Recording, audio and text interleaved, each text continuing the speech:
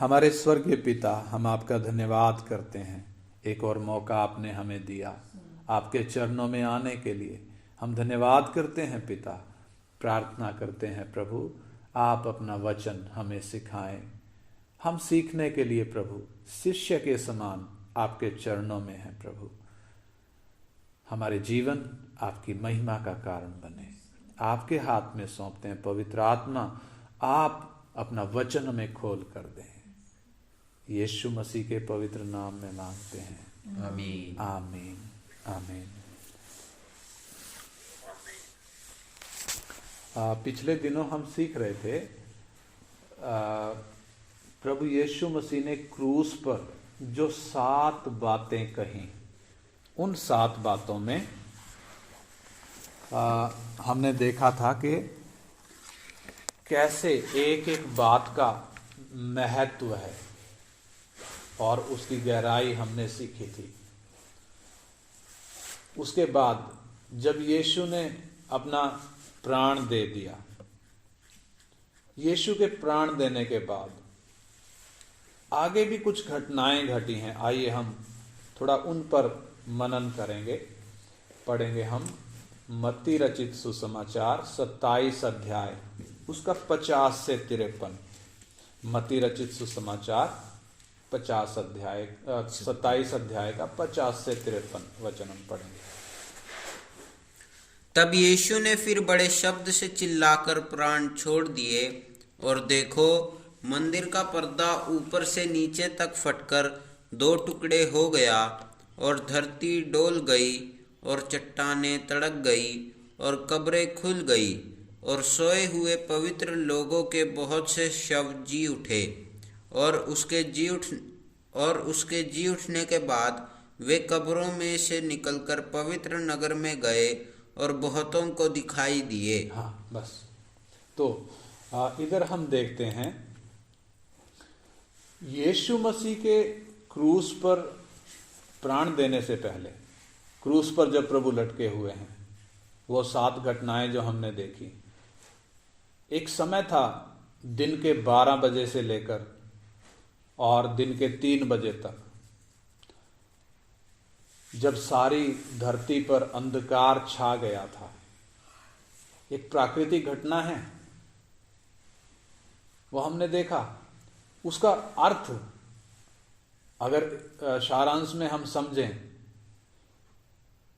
सृष्टि जिसको परमेश्वर ने बनाया है, सृष्टि अपने आप को छिपा रही है।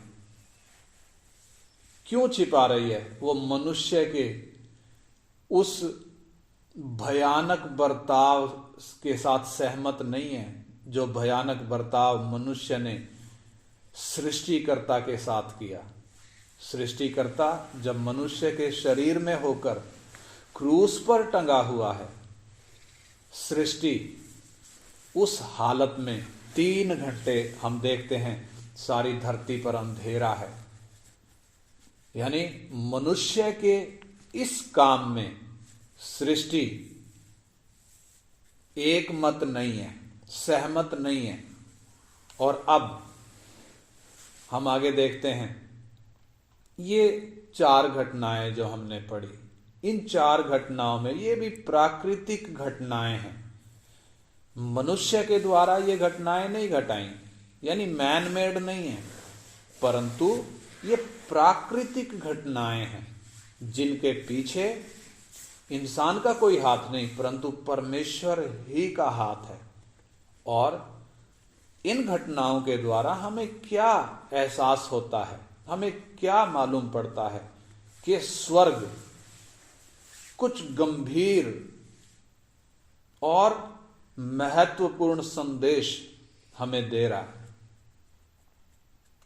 और ये जो घटनाएं घटी हैं, ये यीशु मसीह के वो मसीहा होने में, उसने जो क्रूस पर प्राण दिया है, उस घटना को स्वर्ग इन घटनाओं के द्वारा प्रमाणित कर रहा है कि ये मसीहा है जो सारी मानव जाति के लिए बलिदान हुआ है। और इन घटनाओं के द्वारा परमेश्वर जो संदेश देना चाहता है, हम बारी बारी से एक एक करके उनको जरा देखेंगे। सबसे पहले हम उसका 51 वचन पढ़ें। दोबारा से पढ़ें, मत्ती 27 का 51। और देखो, मंदिर का पर्दा ऊपर से नीचे तक फटकर दो टुकड़े हो गया। हाँ, मंदिर का पर्दा ऊपर से नीचे फटकर दो टुकड़े हो गया। सबसे पहली घटना कब हुआ? जैसे ही यीशु ने अपना प्राण त्यागा, वैसे ही मंदिर का पर्दा ऊपर से नीचे तक फटकर दो टुकड़े हो गया। अगर इस पर्दे पर हम ध्यान करें, ये पर्दा कैसा है, अगर इस पर्दे को देखें तो ये करीब जब हम उसकी लंबाई चौड़ाई पे ध्यान करते हैं तो 60 फुट लंबा है और 30 फुट चौड़ा है और करीब 4 इंच मोटा पर्दा है। और ये इतना भारी है कि 300 याजक इसको उठाकर टांगते हैं। यानी 300 याजक चाहिए इसको उठाकर इसको टांगने के लिए। इतना भारी पर्दा है। और जब ये फटा है तो कैसे फटा है? ऊपर से नीचे की ओर फटा है। किसी मनुष्य ने नहीं फाड़ा। ऊपर से नीचे फटने का मतलब स्वर्ग ने फाड़ा है। परमेश्वर ने इस पर्दे को फाड़ा है। उस बात का हमें एहसास होता है, ऊपर से नीचे जो फटा है। और ये पर्दा ये क्यों फटा, और ये फटने से हमें परमेश्वर क्या सिखा रहा है, इससे हमें क्या संदेश मिल रहा है? जब हम इस बात पे गौर करते हैं तो ये पर्दा पवित्र परमेश्वर और मनुष्य के बीच में दीवार था। ये पर्दा जब तक यीशु ने क्रूस पर प्राण नहीं दिया, पवित्र परमेश्वर और इंसान के बीच में ये दीवार का काम करता था। यानी मनुष्य पवित्र परमेश्वर के उपस्थिति में आ नहीं सकता जब तक ये पर्दा है। क्यों नहीं आ सकता? क्योंकि मनुष्य पापी है और परमेश्वर पवित्र है। हम देखते हैं जब अदन की वाटिका में इंसान ने परमेश्वर की आज्ञा को तोड़ा, इंसान जब पापी हो गया तो उसका रिजल्ट क्या निकला? उसको हम जब उत्पत्ति 3 अध्याय में पढ़ेंगे हम उत्पत्ति 3 अध्याय 22 वचन से 24 वचन तक। उत्पत्ति 22 से 3 अध्याय का 22 से 24 वचन हम पढ़ेंगे। फिर यहोवा परमेश्वर ने कहा, मनुष्य भले बुरे का ज्ञान पाकर हम में से एक के समान हो गया है, इसलिए अब ऐसा न हो कि वह हाथ बढ़ाकर जीवन के वृक्ष का फल भी तोड़ के खा ले और सदा जीवित रहे। इसलिए यहोवा परमेश्वर ने उसको अदन की वाटिका में से निकाल दिया कि वह उस भूमि पर खेती करे जिसमें से वह बनाया गया। इसलिए आदम को उसने निकाल दिया और जीवन के वृक्ष के मार्ग का पहरा देने के लिए अदन की वाटिका के पूर्व की ओर करूबों को और चारों ओर घूमने वाली ज्वाला में तलवार को भी नियुक्त कर दिया। हाँ, हमने इधर जो इन वचनों में पढ़ा, आदम को परमेश्वर ने निकाल दिया, अदन की वाटिका से निकाल दिया। और निकालने के बाद उस अदन की वाटिका के पूर्व में जो एकमात्र दरवाजा है, उस दरवाजे में करूबों को नियुक्त कर दिया ज्वाला में तलवार के साथ। ज्वाला में तलवार, आग उगलती है, चारों ओर घूमती है हर तरफ घूमती है। यानी ये पापी इंसान जो अदन की वाटिका से निकला है, ये दोबारा इस पवित्र परमेश्वर की उपस्थिति में आ नहीं सकता। अदन की वाटिका यानी पवित्र परमेश्वर की उपस्थिति में आदम जो पापी हो गया दोबारा आ नहीं सकता। बीच में दरवाजे पर करूब ज्वाला में तलवार लेकर खड़े हैं। अदन की वाटिका में जो जीवन का पेड़ है, जीवन का पेड़ किसको दिखाता है? पवित्र परमेश्वर की उपस्थिति को दिखाता है। यानी इंसान जब पापी हो गया तो पवित्र परमेश्वर से दूर चला गया। अब बीच में ऐसी दीवार आ गई जो कि इंसान को परमेश्वर के पास आने नहीं दे रही। ये पाप के कारण ये दीवार आई, इंसान के पाप के कारण। और इंसान के लिए अब असंभव हो चुका है कि वो परमेश्वर के उपस्थिति में जाए, असंभव हो चुका है। यही कारण है हम जब अपने चारों ओर देखते हैं, वो मनुष्य जो परमेश्वर से दूर है पाप के कारण, कितना प्रयास कर रहा है अपनी भक्ति के द्वारा, अपने कामों के द्वारा, अपने मार्गों के द्वारा कितना प्रयास कर रहा है। क्या करने के लिए? परमेश्वर तक पहुंचने के लिए, परमेश्वर को जानने के लिए कितना प्रयास कर रहा है। और वो प्रयास हम अपने चारों ओर देख सकते हैं। परंतु इंसान के लिए परमेश्वर के पास आना असंभव हो चुका है। असंभव क्यों हो गया? पाप के कारण। तो पाप अकेला नहीं, जब इंसान के अंदर पाप आया, शैतान ने इंसान को अपने कब्जे में ले लिया। और आज जब हम देखते हैं सारा संसार इस दुष्ट के कब्जे में पड़ा है। पहला यूहन्ना 5:19 में स्पष्ट लिखा है, सारा संसार उस दुष्ट के वश में पड़ा है। और वो दुष्ट जहां चाहता है इंसान को उधर घुटने टिकवाता है। और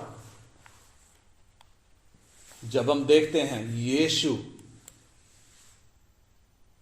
मनुष्य का शरीर लेकर आया, क्यों क्रूस पर उसको टंगना पड़ा? ताकि यह पापी मनुष्य फिर से परमेश्वर की पवित्र उपस्थिति में आ सके। इसलिए उसकी मृत्यु के तुरंत बाद मंदिर का पर्दा ऊपर से नीचे फटकर 2 टुकड़े हुआ है। यह मंदिर का पर्दा, अगर और थोड़ा इस पे हम गौर करें तो परमेश्वर ने जब इस्राएलियों को मिस्र की गुलामी से निकाला और उनको कनान देश में ले जाने के लिए जब उन्होंने सफर शुरू किया, जंगल के मार्ग में परमेश्वर ने इस्राएलियों को बोला कि वो परमेश्वर के लिए एक निवास स्थान बनाएं ताकि परमेश्वर उनके मध्य में रहे।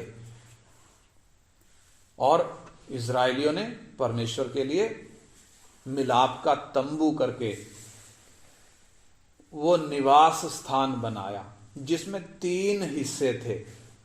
पहला हिस्सा बाहरी आंगन था, दूसरा हिस्सा पवित्र स्थान था और तीसरा हिस्सा परम पवित्र स्थान था।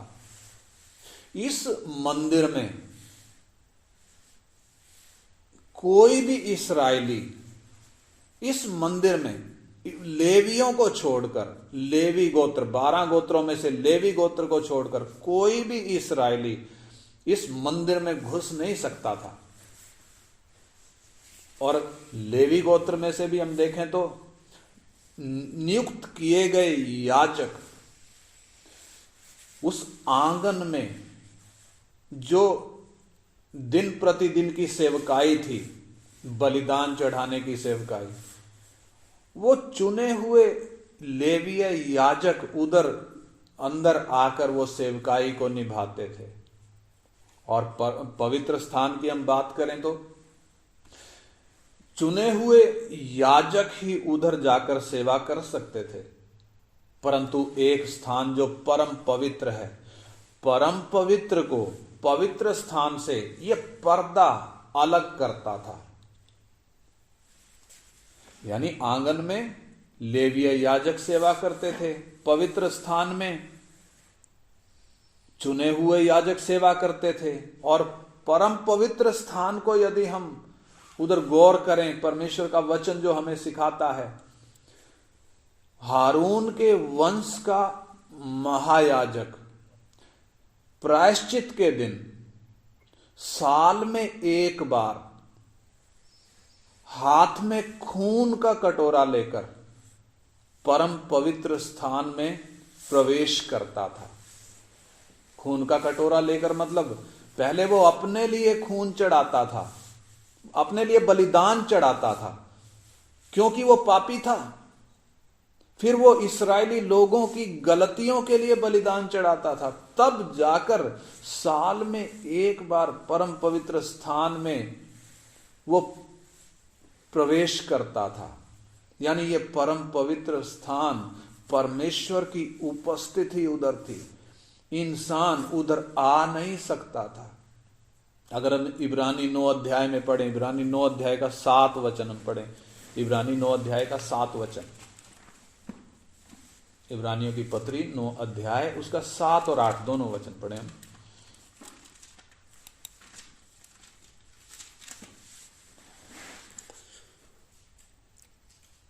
पर दूसरे में केवल महायाजक वर्ष भर में एक ही बार जाता है और बिना लहू लिए नहीं जाता। बिना लहू लिए नहीं जाता, जिसे वह अपने लिए और लोगों की भूल चूक के लिए चढ़ाता है। अपने लिए और लोगों की गलतियों, उनके पापों के लिए बलिदान चढ़ाता है। और फिर इससे पवित्र आत्मा यही दिखाता है, इससे पवित्र आत्मा क्या दिखा रहा है कि जब तक पहला तंबू खड़ा है, जब तक पहला तंबू खड़ा है, इससे पवित्र आत्मा यही दिखाता है कि जब तक पहला तंबू खड़ा है तब तक पवित्र स्थान का मार्ग प्रकट नहीं हुआ। तब तक क्या नहीं हुआ? परम पवित्र स्थान का मार्ग प्रकट नहीं हुआ, बंद है मार्ग। आगे यह तंबू वर्तमान समय के लिए एक दृष्टांत है। देखो मतलब क्या है, परम पवित्र स्थान में महायाजक साल में एक बार प्रवेश करता है, साल में एक बार प्रायश्चित के दिन। क्यों? वो इतना पवित्र, परम पवित्र है, परमेश्वर की उपस्थिति उधर है। तो जब यीशु क्रूस पर जब प्राण दिया, ये बीच का पर्दा परम पवित्र स्थान को पवित्र स्थान से जो अलग करता है, ये पर्दा फटकर 2 टुकड़े हो गया। इसके फटने का कारण क्या है? क्योंकि अब इंसान के लिए परमेश्वर के पास जाने का रास्ता खुल गया। कैसे खुला? यीशु की मृत्यु के कारण। और हमने देखा है यीशु की मृत्यु क्यों हुई? मानव जाति के पापों को उठाकर परमेश्वर का मेमना बलिदान हुआ है। यानी मानव जाति के पापों का प्रायश्चित उस मेमने ने किया, उस पवित्र मेमने ने। इसलिए वो पर्दा फटकर 2 हिस्से हुआ है। और यही कारण है यीशु, जब हम देखते हैं सामरी स्त्री के पास जब यीशु जाता है, क्या कह रहा है उधर? वो पढ़ेंगे हम यूहन्ना 4 अध्याय का 21 से पढ़ेंगे हम, यूहन्ना 4 का 21 से। यूहन्ना 4 अध्याय का 21 से।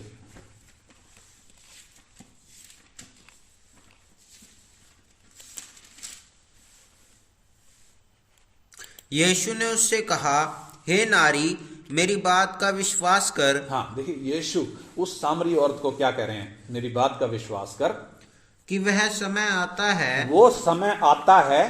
कौन सा समय आता है? वो समय आता है कि तुम तो इस पहाड़ पर तुम ना तो कि इस तुम ना तो इस पहाड़ पर पिता की आराधना करोगे और ना यरूशलेम में। तुम जिसे नहीं जानते तुम जिसे नहीं जानते उसकी आराधना करते हो, उसकी आराधना करते हो। और हम जिसे जानते हैं हाँ, उसकी आराधना करते हैं। हाँ, क्योंकि उद्धार यहूदियों में से है, परंतु वह समय आता है, परंतु वह समय आता है, वरन अब भी है, वरन अब भी है, जिसमें सच्चे भक्त पिता की आराधना आत्मा और सच्चाई से करेंगे, क्योंकि पिता अपने लिए ऐसे ही आराधकों को ढूंढता है। परमेश्वर आत्मा है और अवश्य है कि उसकी आराधना करने वाले आत्मा और सच्चाई से आराधना करें। हाँ, देखिए इधर सामरी स्त्री को यीशु क्या कह रहे हैं कि हे नारी, मेरी बात का विश्वास करो, वो समय आता है कि ना तो तुम इस पहाड़ पर, जिधर वो बातें कर रही थी, वो उस पहाड़ पर आराधना करते थे सामरी लोग, कि ना तो तुम इस पहाड़ पर पिता की आराधना करोगे और ना यरूशलेम में। यहूदी कहाँ आराधना करते थे? यरूशलेम में जो परमेश्वर का मंदिर है, उधर परमेश्वर की आराधना करते थे। और ये सामरी का कहाँ करते थे? ये यरूशलेम में नहीं आ सकते थे, क्योंकि यहूदियों के साथ इनका लेन देन नहीं था। यहूदी इनको नीची जाति समझते थे, इसलिए ये उस पहाड़ पर परमेश्वर की आराधना करते थे। तो यीशु क्या कह रहे हैं? ना तो इस पहाड़ पर, ना तो यरूशलेम में, परंतु पिता की आराधना कैसे होगी? क्योंकि परमेश्वर आत्मा है, इसलिए अवश्य है कि उसकी आराधना भी आत्मा और सच्चाई से की जाए। तो सच्चे भक्त पिता की आराधना अब मंदिर में जाकर नहीं करेंगे, पहाड़ पे चढ़कर नहीं करेंगे। कैसे करेंगे? पिता की आराधना आत्मा और सच्चाई से करेंगे। इसलिए क्यों ऐसा? क्यों मंदिर में जाना नहीं? क्योंकि मंदिर का पर्दा फटकर दो हिस्से हो चुका है, परम पवित्र स्थान का मार्ग खुल चुका है। यीशु की मृत्यु के द्वारा, पर्दे के फटने के द्वारा, अदन की वाटिका में जब इंसान ने पाप किया, वो जो दरवाजा बंद हो गया था, वो करूब जो तलवार लेकर खड़े थे, ये तलवार किस पर चल गई? ये यीशु पर चल गई। ये यीशु की क्रूस की मृत्यु क्या दिखाती है? वो करूब जो तलवार लिए खड़े थे, वो यीशु पर वो तलवार चल गई। पढ़ेंगे हम उसके लिए जकरिया 13 अध्याय का 7 वचन। जकरिया 13 अध्याय उसका 7 वचन हम पढ़ें। सेनाओं के यहोवा की यह वाणी है, हे तलवार, मेरे ठहराए हुए चरवाहे के विरुद्ध, अर्थात जो पुरुष मेरा स्वजाति है उसके विरुद्ध चल। तू उस चरवाहे को काट, तब भेड़ बकरियां तितर बितर हो जाएंगी और बच्चों पर मैं अपने हाथ बढ़ाऊंगा। हाँ, देखिए इधर भविष्यवाणी है, यीशु के आने से पहले की भविष्यवाणी है। करीब 500, 450, 500 साल पहले की भविष्यवाणी है, जब जकरिया के द्वारा परमेश्वर ये भविष्यवाणी करवा रहा है। क्या कहता है? हे तलवार। कौन सी तलवार? वो जो आदन की वाटिका में पूरब में जो मार्ग है, वो जो करूब तलवार लेकर खड़े हैं। हे तलवार जाग, हे तलवार मेरे ठहराए हुए चरवाहे के विरुद्ध, जो मेरा स्वजाति है उसके विरुद्ध चल। कौन ठहराया हुआ चरवाहा? कौन? यीशु। यानी वो तलवार यीशु के खिलाफ जब चली, यीशु की क्रूस की मृत्यु जब हुई, तब जाकर वह दरवाजा खुला और तब जाकर इंसान के लिए परमेश्वर के पास आने का, पवित्र परमेश्वर की उपस्थिति में आने का दरवाजा खुला है। इसलिए इफिसियों की पत्री में 2 अध्याय, उसका 11 से हम पढ़ेंगे। इफिसियों की पत्री 2 अध्याय का 11 से प्रभु यीशु के उस क्रूस पर प्राण देने के द्वारा जो हुआ। हाँ, इस कारण स्मरण करो। इफिसियों की पत्री 2 अध्याय उसका 11 से। हाँ, इस कारण स्मरण करो कि तुम जो शारीरिक रीति से अन्य जाति हो, जो लोग शरीर में हाथ के किए हुए खतना से खतना वाले कहलाते हैं, वे तुमको खतना रहित कहते हैं। तुम लोग उस समय मसीह से अलग, तुम लोग उस अन्य जातियों को कहा जा रहा है कि तुम लोग उस समय मसीह से अलग और इजराइल की प्रजा के पद से अलग किए हुए, इजराइल की प्रजा के पद से अलग किए हुए हम अन्य जाति लोग और प्रतिज्ञा की वाचाओं के भागी न थे। हमारे लिए न खतना, हम खतना वाले हमें खतनाहीन बोलते थे, ना हमारे लिए खतना था, और हम मसीह से अलग थे। हम इस्राएल की प्रजा का जो पद था उसके भागी नहीं थे, हम प्रतिज्ञाओं की और वाचाओं के भागी भी नहीं थे, और आशाहीन थे। हमें किसी मसीहा की कोई आशा नहीं थी, और जगत में ईश्वर रहित थे। हम तो क्या थे? परमेश्वर से रहित थे। हैं? पर अब मसीह यीशु में तुम जो पहले दूर थे, मसीह के लहू के द्वारा निकट हो गए हो। मसीह के लहू के द्वारा किधर हो गए हो? निकट हो गए हो। किसके निकट? परमेश्वर के निकट हो गए हो। हाँ, क्योंकि वही हमारा मेल है, जिसने दोनों को एक कर लिया, जिसने दोनों को, यहूदियों और अन्य जातियों को एक कर लिया, और अलग अलग करने वाली दीवार को जो बीच में थी ढा दिया। अलग करने वाली दीवार जो बीच में थी। बीच में कौन सी दीवार थी? वो पर्दा जो पवित्र परमेश्वर से इंसान को दूर करता था, वो बीच की दीवार। जो यहूदियों और अन्य जातियों में भी एक दीवार थी, वो दीवार, वो उसको यीशु ने क्रूस पर प्राण देकर क्या कर दिया? ढा दिया, यानी गिरा दिया, और अपने शरीर में बैर अर्थात वह व्यवस्था जिसकी आज्ञाएं विधियों की रीति पर थी मिटा दिया। हाँ, क्या मिटा दिया? दीवार केवल नहीं गिराई, बल्कि दीवार के साथ साथ क्या भी मिटा दिया?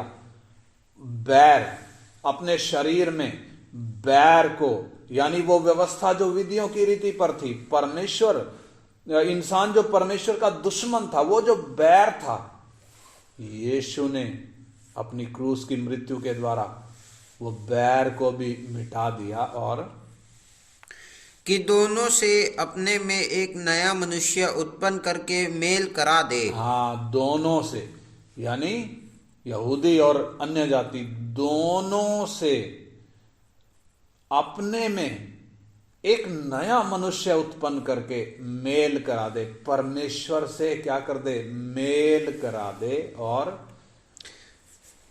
उसने और 16 वचन, और क्रूस पर बैर को नाश करके इसके द्वारा दोनों को एक देह बनाकर परमेश्वर से मिलाए। हाँ, क्रूस पर बैर को नाश करके इस मृत्यु के द्वारा दोनों को, यहूदी और अन्य जाति दोनों को एक देह बनाकर, एक देह यानी कलीसिया, एक देह बनाकर परमेश्वर से मिलाए। हाँ, उसने आकर तुम्हें जो दूर थे और उन्हें जो निकट थे, दोनों को मेल मिलाप का सुसमाचार सुनाया। हाँ, यीशु ने आकर क्या किया है? ये सुसमाचार हमें सुनाया है। किसको? उन्हें जो निकट थे, यानी यहूदी और इजराइली, और हम जो दूर थे, यानी अन्य जाति, दोनों को मेल मिलाप का, यानी परमेश्वर से मेल होने का, परमेश्वर से मिलाने का यीशु ने वो दरवाजा खोला।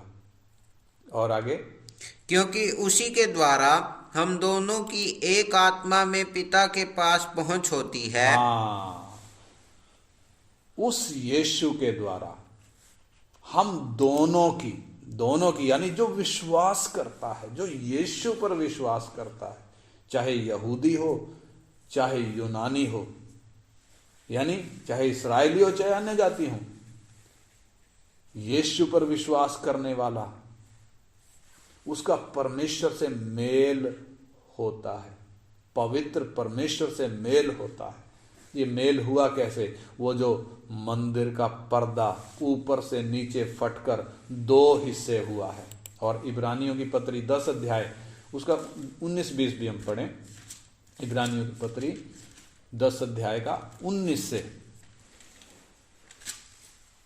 इसलिए हे भाइयों, जब हमें यीशु के लहू के द्वारा उस नए और जीवते मार्ग से पवित्र स्थान में प्रवेश करने का हियाव हो गया है। हाँ, देखिए इधर ध्यान से समझें। इसलिए यानी जब यीशु ने क्रूस पर प्राण दे दिया और जब वो पर्दा फटकर जब 2 टुकड़े हो गया है, इसलिए जब यानी हमारे लिए पूरी कीमत भी दी जा चुकी और हमारे लिए जब रास्ता भी खुल गया है, उधर लिखा है इसलिए, हाँ, हे भाइयों, जब हमें यीशु के लहू के द्वारा उस नए और जीवते मार्ग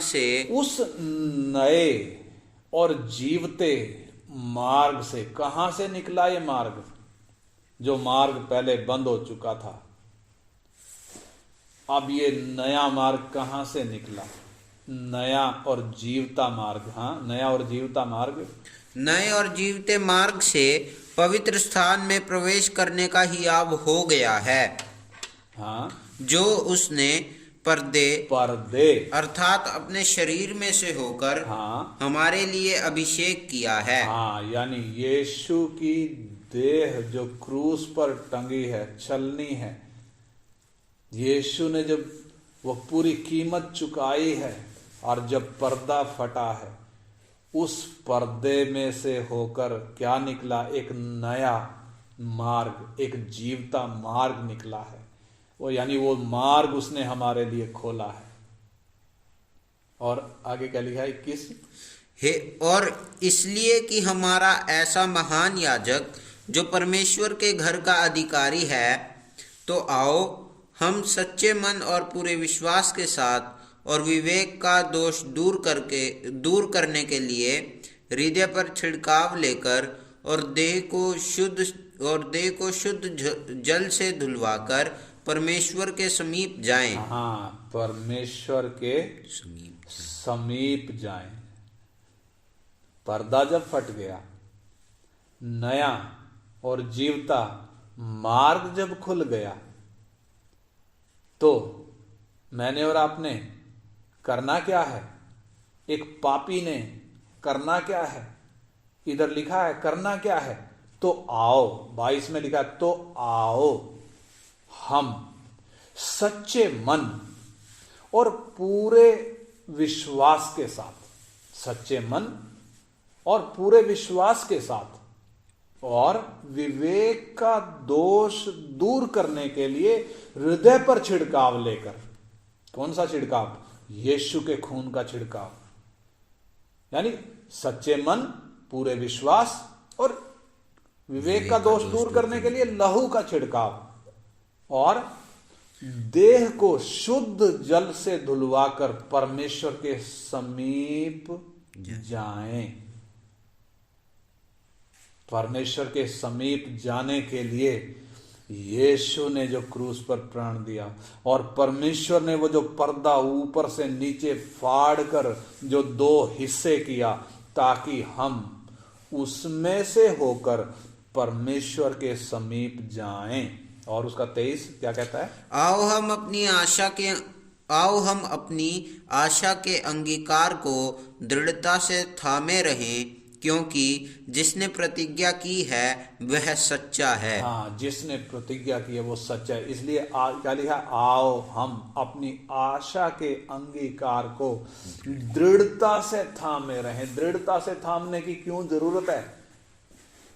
क्योंकि जब एक व्यक्ति इस मार्ग में से होकर प्रवेश करता है, जब एक व्यक्ति इस नए और जीवते मार्ग में होकर प्रवेश करता है, तो संसार बैरी हो जाता है। संसार की ताकतें बैरी हो जाती हैं। परमेश्वर से मेल हो गया, परंतु जिसका कब्जा था पहले, परमेश्वर से मेल होने से पहले जिसका कब्जा था, वो चैन से नहीं बैठता। घर के भी बैरी हो जाते हैं, रिश्तेदार भी बैरी हो जाते हैं, पड़ोसी भी बैरी हो जाते हैं, अनर्गल बातें लगते हैं करने। क्यों? जैसे यीशु के साथ बैर किया, वैसे ही उस मार्ग में से प्रवेश करने वाले के साथ भी क्या किया जाता है। इसलिए इधर लिखा है, दृढ़ता से थामे रहें बिना डगमगाए, क्योंकि परिस्थितियां विपरीत आती हैं, जीवन में तूफान आते हैं, परंतु हम इस मार्ग में जब प्रवेश कर रहे हैं, इस मार्ग में जब प्रवेश किया है, तो अपनी आशा के अंगीकार को दृढ़ता से थामे रहें। और आगे, और एक दूसरे के साथ इकट्ठा होना ना छोड़ें, नहीं उसका 24, और प्रेम और भले कामों में उस्काने के लिए हम एक दूसरे की चिंता किया करें। हाँ देखिए, इधर हमने जो बात देखी,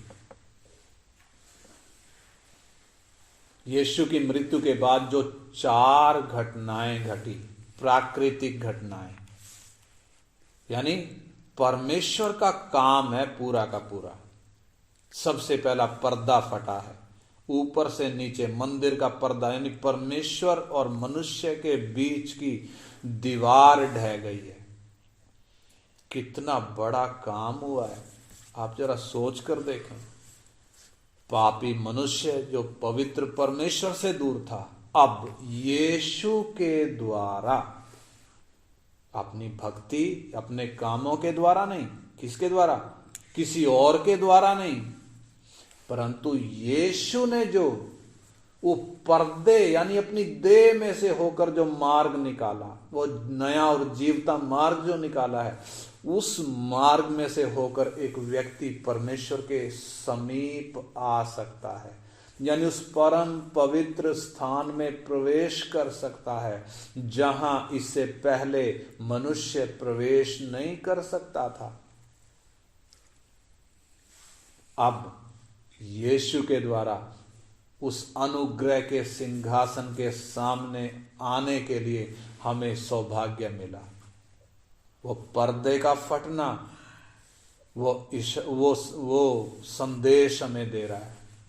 और हम देखते हैं, अगर हम देखें यीशु के क्रूस पर मृत्यु के बाद कितने करोड़ों लोगों ने उस मार्ग से प्रवेश किया है, कितने अपनी दौड़ पूरा करके सो गए हैं, विश्राम में प्रवेश कर गए हैं, कितने अब इस दौड़ में दौड़ रहे हैं। ये सब कैसे हो गया?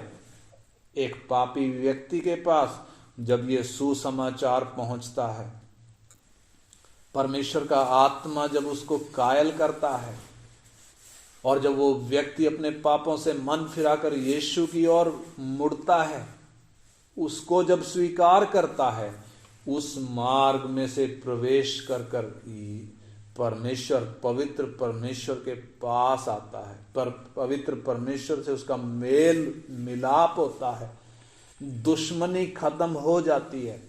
कौन सी दुश्मनी? हम परमेश्वर के बैरी थे। क्यों बैरी थे? पाप के कारण, परमेश्वर की आज्ञाओं का उल्लंघन कर रहे थे। परमेश्वर ने जो नियम दिए हैं उन नियमों का हम उल्लंघन करते हुए परमेश्वर के बैरी बने हुए थे, परमेश्वर के खिलाफ बलवा किया हुआ था। लेकिन जब यीशु को स्वीकार किया, उस मार्ग में से जो यीशु है, जो यीशु ने खोला है, हम परमेश्वर के पास आ सके, इसलिए पर्दा फटा है। यानी हे मनुष्य, तेरे कामों से संभव नहीं हो सका। तू चाहे कितना भी जोर लगा ले, कितना भी भक्ति कर ले, कितने भी अच्छे काम कर ले, तू परमेश्वर के पास नहीं जा सकता। परमेश्वर ने तेरे लिए दरवाजा खोला है। कैसे? यीशु की क्रूस की मृत्यु के द्वारा, ताकि हे पापी तू परमेश्वर के पास आ सके, तेरे पाप माफ हो सके। इसलिए वो पर्दा फटा है। इसलिए आइए हम विचार करें, हम किधर हैं? क्या अभी तक हम बाहर हैं, या उस दरवाजे में से जो यीशु ने खोला, वो जो पर्दा फाड़ा गया, उसमें से होकर हमने प्रवेश कर लिया है, या अभी भी हम बाहर हैं? आइए हम विचार करते हुए प्रार्थना करें। अगर बाहर हैं तो प्रार्थना करें। जिस दिन एक व्यक्ति यीशु को स्वीकार करता है, जिस दिन एक व्यक्ति अपने पापों से फिरकर यीशु को अपने जीवन में स्वीकार करता है, उस मार्ग से प्रवेश करता है, पाप से छूटकर, पापों की माफी पाकर परमेश्वर से उसका मेल होता है। इसलिए आइए हम प्रार्थना करें। Hallelujah, hallelujah. मनुष्य की भक्ति से संभव नहीं हुआ। अगर मनुष्य की भक्ति से संभव होता तो मनुष्य में बड़ा घमंड आना था, देखा मैंने परमेश्वर को ढूंढ लिया। नहीं, पर्दा ऊपर से नीचे फटा है, नीचे से ऊपर नहीं फटा, ऊपर से नीचे फटा है। स्वर्ग का काम है, स्वर्ग ने रास्ता खोला है। हम जब पापी थे, निकाले हुए थे, परमेश्वर से दूर थे, स्वर्ग ने पहल करी। परमेश्वर, पवित्र परमेश्वर, सारी सृष्टि का मालिक, मनुष्य का शरीर धारण करके इस धरती पर आया।